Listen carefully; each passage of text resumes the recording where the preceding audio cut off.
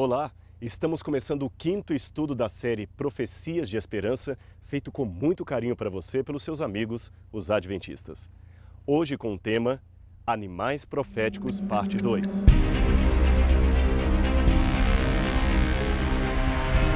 Profecias de Esperança, com o pastor Rodrigo Silva. Eu imagino que a lição anterior deva ter mexido muito com você, não é mesmo? Foram informações muito fortes que você recebeu acerca da maior agremiação cristã do mundo. Confesso que eu também fiquei muito apreensivo, surpreso, quando tive acesso a essas informações pela primeira vez. Aliás, na verdade, surpreso e apreensivo é um eufemismo. Na verdade, eu fiquei mesmo foi revoltado. É que aparentemente quem me trouxe essas informações passou-me a impressão de que estavam desrespeitando aquela crença religiosa que eu fui ensinado a viver desde a minha infância. Mas esta compreensão foi apenas uma má interpretação dos fatos. Bom, foi uma má interpretação porque, em primeiro lugar, quando eu resolvi estudar a história imparcialmente, eu descobri que realmente era aquilo, que não havia como escapar à realidade das atrocidades que foram cometidas em nome de Deus. Em segundo lugar, porque a descoberta dessas verdades históricas não significava que aqueles que estão dentro desse movimento ainda errado sejam pessoas hipócritas, desonestas ou destituídas de Deus de jeito nenhum. Deixe-me ser bem honesto com você. Eu fui católico e hoje não sou mais. Porém, jamais aceito qualquer insinuação que questione a minha sinceridade para com Deus nos meus dias de catolicismo. Eu me lembro de uma vez que um evangélico, sabendo de minha história, perguntou: então você já foi católico e agora não é mais? Quando é que você se converteu? Isto é, largou o catolicismo. Meu amigo, deixe-me ser bem franco com você, foi o que respondi para ele. Eu era um católico muito bem convertido, obrigado. Naquela época, eu já amava a Deus, desejava ardentemente ir para o céu, sentia tristeza pelos meus pecados e rezava com muita fé dentro do conhecimento religioso que eu possuía. O que esses novos ensinamentos bíblicos me trouxeram foi uma gama de importantes informações de Deus, daquele mesmo Deus que eu já amava, mas que eu não sabia. Eu não sabia, por exemplo, sobre essas importantes profecias bíblicas e a sua relação com o fim do tempo. Também não conhecia a revelação de Deus dada aos profetas. Não tinha a menor noção de como Deus age na história. E o mais importante, eu não tinha a mínima ideia do quanto Deus se importava com a minha pessoa e a minha salvação. Por isso, eu fico feliz que você continue estudando essas verdades tão importantes para a sua vida. Nesta nova lição, teremos a continuidade do que vimos na lição 4. Por isso o título é Animais Proféticos, parte 2. Para mim, a parte mais séria daquela profecia é o que está em Daniel capítulo 7, verso 25. Ali há uma profecia falando que esse poder mundano mudaria os tempos e a lei. Evidentemente, você viu na lição anterior que esta lei mencionada em Daniel 7:25 é a lei de Deus que seria modificada. Agora eu tenho um exercício para você, um exercício que eu mesmo fiz. Tome 30 minutos e, quem sabe, você vai ter uma descoberta fantástica. Leia novamente Daniel 7:25, em qualquer Bíblia ou versão que você quiser. Depois que fizer isto, leia os 10 mandamentos que estão em Êxodo, capítulo 20. Novamente, use qualquer Bíblia que você quiser. E, por fim, compare esses 10 mandamentos com aqueles que estão no Catecismo da Igreja Católica. Você vai ver que a diferença é gritante. Agora, nesta lição, o nosso foco será o capítulo 8 de Daniel. Portanto, leia com calma esse capítulo e preste atenção nesta nova visão que o profeta recebeu de Deus. Aqui, novamente, Daniel recebe do céu uma visão enquanto estava com seus companheiros às margens do rio Ulai. Em sua visão, Daniel vê 2 animais lutando entre si, um carneiro e um bode peludo. O próprio capítulo 8 revela ser o bode um símbolo da Pérsia e o carneiro um símbolo da Grécia. Esses 2 reinos, você se lembra, são sucessivos na tarefa de dominar o mundo. Primeiro vem a Pérsia e depois a Grécia. Mais uma vez, só para lembrar, nas lições anteriores esses reinos foram respectivamente representados pela parte de prata e de bronze da estátua e depois pelo urso torto e o leopardo com 4 cabeças, você se lembra? Novamente, a visão nos dá detalhes importantes acerca do cumprimento da profecia, detalhes que não apareceram na visão anterior. Daniel 8, verso 8, por exemplo, oferece informações adicionais como terminaria o Império da Grécia. Tendo em vista a informação de que o chifre entre os olhos do bode representava o grande rei da Grécia, no caso Alexandre o Grande, a profecia prossegue dizendo que este poder seria quebrado enquanto estivesse no auge do seu poder, e neste momento surgiriam 4 notáveis. Como isso se cumpriu? Bem, algumas evidências nos mostram que Alexandre se considerava um deus em forma humana. Esta moeda, por exemplo, uma dracma, traz o rosto de Alexandre de um lado, vestido como Hércules, e no outro, o mesmo Alexandre aparece sentado num trono como se fosse Zeus. Mas esta autoconfiança levou à própria ruína de Alexandre quando, provavelmente por causa de uma intemperança, ele acabou morrendo no auge da sua juventude, com apenas 32 ou 33 anos de idade. A seguir, seu reino foi dividido entre seus 4 generais que mencionamos no estudo anterior. Eles são Cassandro, Seleuco, Lisímaco e Ptolomeu. Agora, pessoal, como é incrível acompanhar no registro histórico detalhes tão precisos de uma profecia bíblica feita séculos antes daquilo acontecer.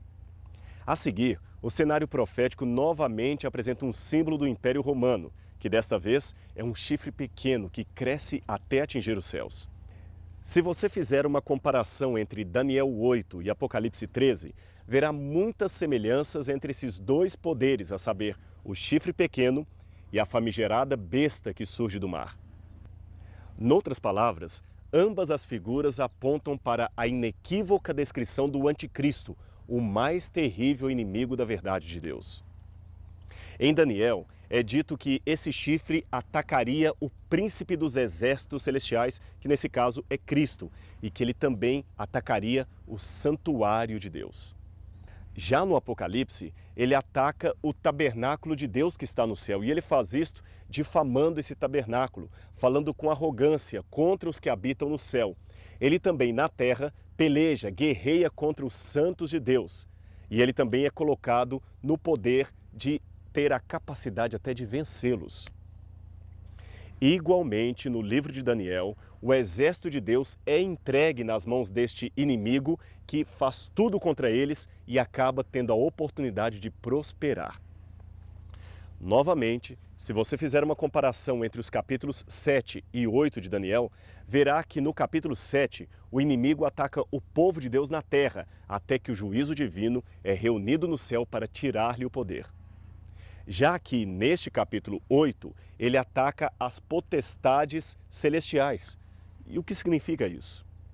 Que por mais que muitos não vejam, o céu e a terra estão interligados nesse conflito das forças do bem contra o mal. O que se faz aqui na terra, pessoal, é refletido no céu. E o que faz no céu também é refletido na terra.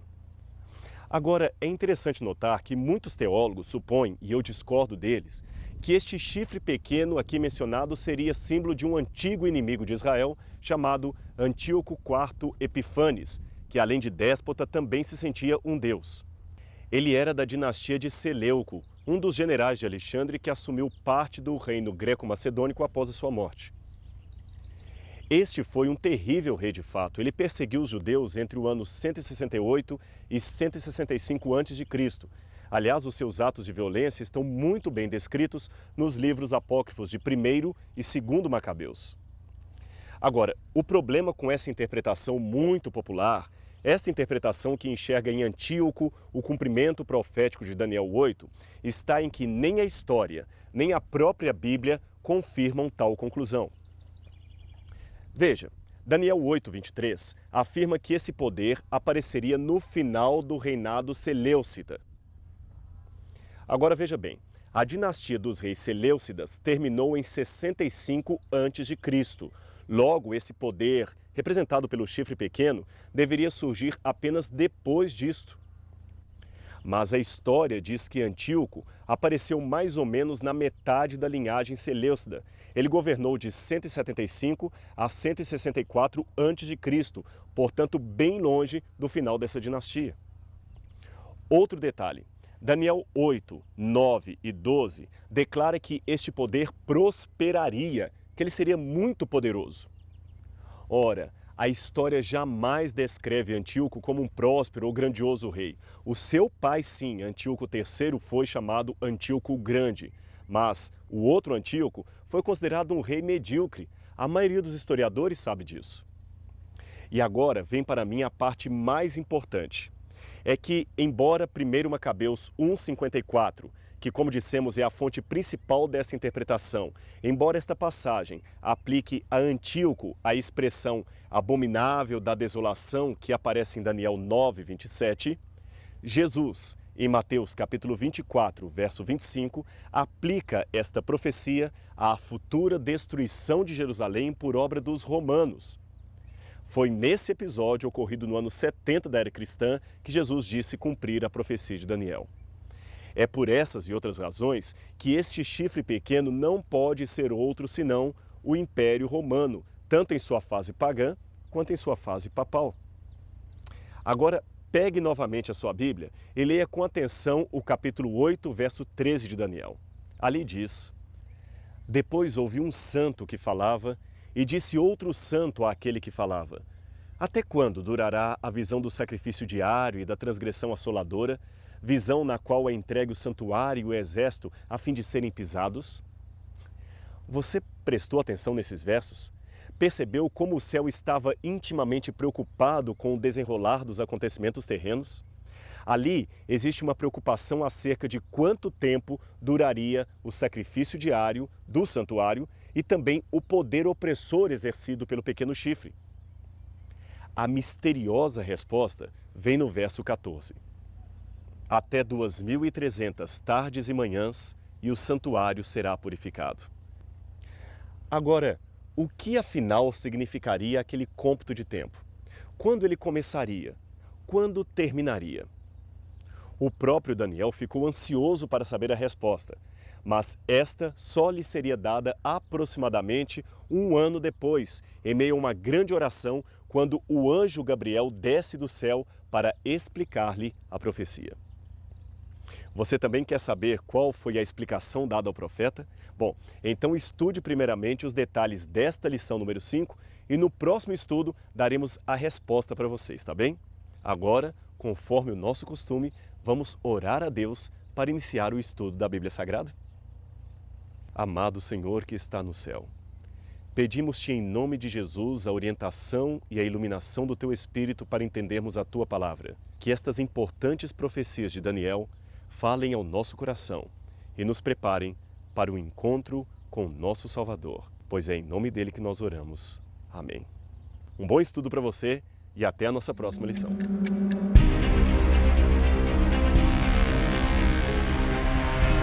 Profecias de Esperança, com pastor Rodrigo Silva.